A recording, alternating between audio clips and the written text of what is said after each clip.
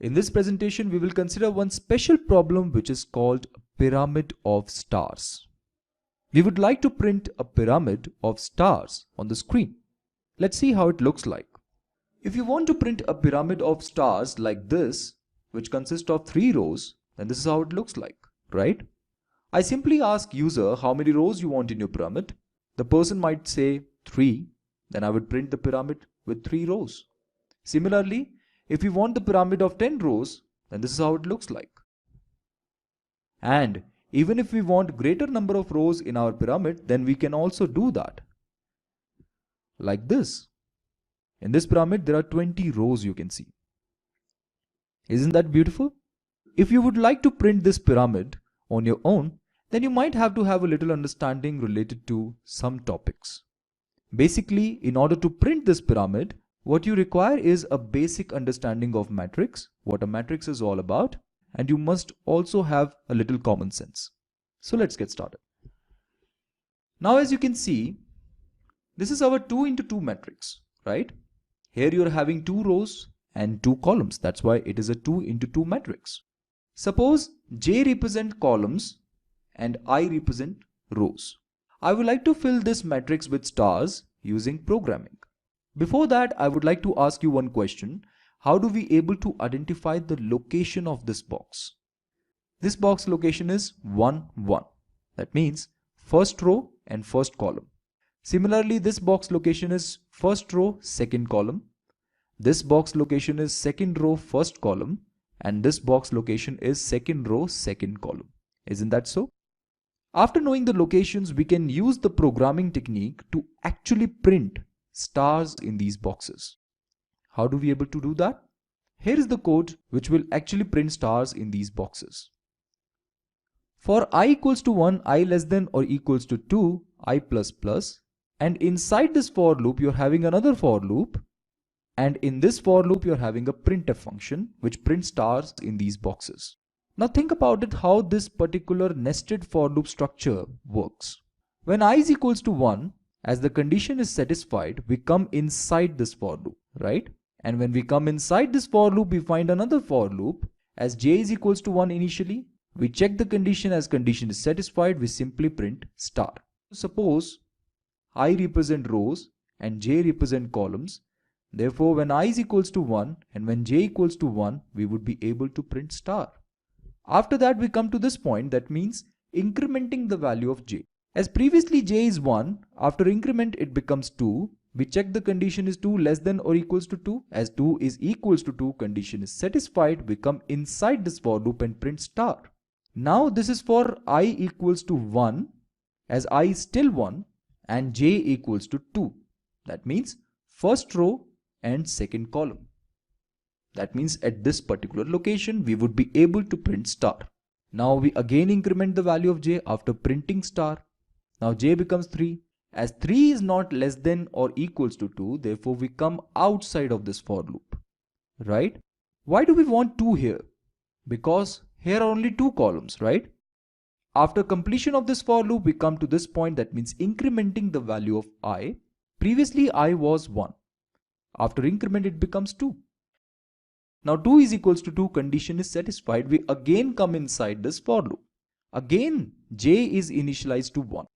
And again the condition is satisfied and we simply print star. But at which location? I is 2 and j is 1. That means second row and first column. That means star is printed over here. After printing this star, we increment the value of j. J now becomes 2 and again the condition is satisfied. We again print star, but for this time we are printing it for I equals to 2 and j equals to 2. That means at this particular location. Now you can easily see how this nested for loop structure is mimicking the behavior of a matrix, right? This represents number of rows and this represents the number of columns. And in the row wise manner, we would be able to print stars on the screen. Similarly, for a 4 into 4 matrix, we would be able to print stars using again this nested for loop structure. But the only difference lies is that here you're having 4 into 4 matrix, therefore the number of rows should be changed to 4 and number of columns should also be changed to 4. And the rest of the thing is exactly the same. Now I hope you understand how do we able to print stars on the matrix using nested for loop structure. Now it's high time to get into the problem. See this particular structure. As you can clearly see, this is a pyramid, right? We can easily represent this pyramid using matrix. How can we do that?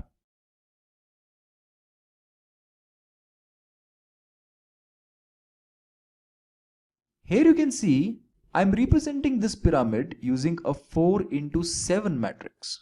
There are 4 rows and 7 columns, right?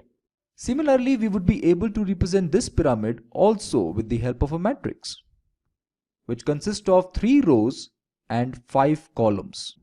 Our first target is to know when you are having n number of rows, then how many number of columns you actually require.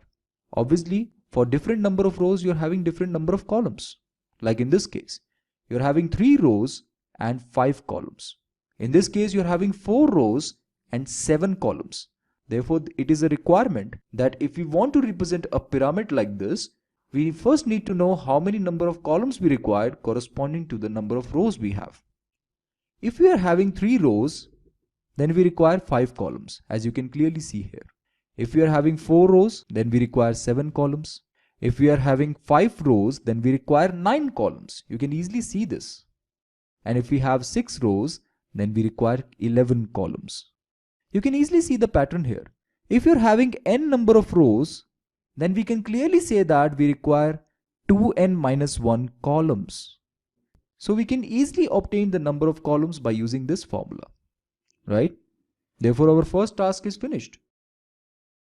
That means for our nested for loop structure, we require n number of rows and 2n minus 1 number of columns, right? Now, let's move on to our next task. As after completion of this task, that how many number of columns we require when we have n number of rows, we need to know how do we able to print stars like this in this matrix.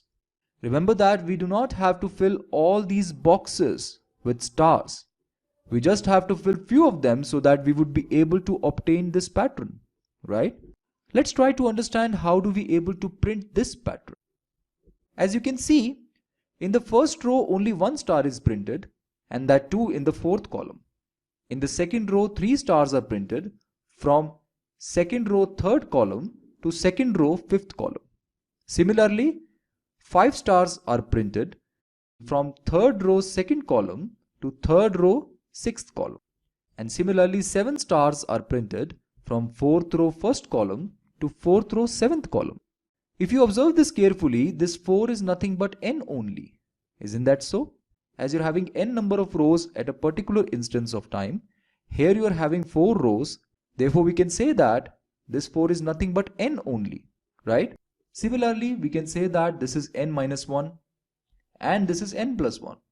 This is n minus 2 and this is n plus 2. Similarly, this is n minus 3 and this is n plus 3. Now, let's try to understand what is happening here. When you are in the second row, you are printing stars from n minus 1 to n plus 1, right? Can we write this n minus 1 as n minus 2 minus 1? As 2 minus 1 is 1, therefore we would be able to obtain 1 here. Why I'm writing 2? To actually relate this to the second row. This is n minus 2 minus 1 and this is n plus 2 minus 1. So we can say that we are printing stars from n minus 2 minus 1 to n plus 2 minus 1. Similarly, for the third row, we can say that we are printing stars from n minus 3 minus 1 to n plus 3 minus 1. Similarly, we can say that for the fourth row, we are printing stars from n minus 4 minus 1 to n plus 4 minus 1, right? And also for the first row, we are printing stars from n minus 1 minus 1 to n plus 1 minus 1, which is equals to n only. So what we are actually obtaining from this particular observation? When j is greater than or equals to n minus I minus 1 and j is less than or equals to n plus I minus 1, then only we should print star, otherwise we simply print a blank space. Here I represents the row. Suppose you are in the second row, then you should print stars from n minus 1 to n plus 1, right? This is the idea we need to adopt. As this is the correct code, we can add this in our actual code. inside this nested for loop structure, now you can add this whole code snippet and it will definitely print the pyramid as needed. Let's try to execute the code and see whether we would be able to get the pyramid or not.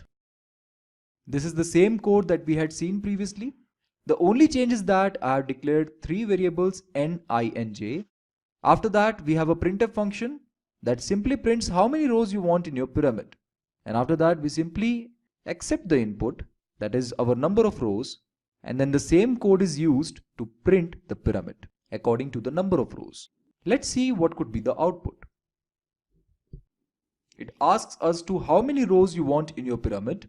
Let's say I entered 10 and hit enter. As you can see, a pyramid is printed on the screen with 10 rows. I hope you got it. Thank you for watching.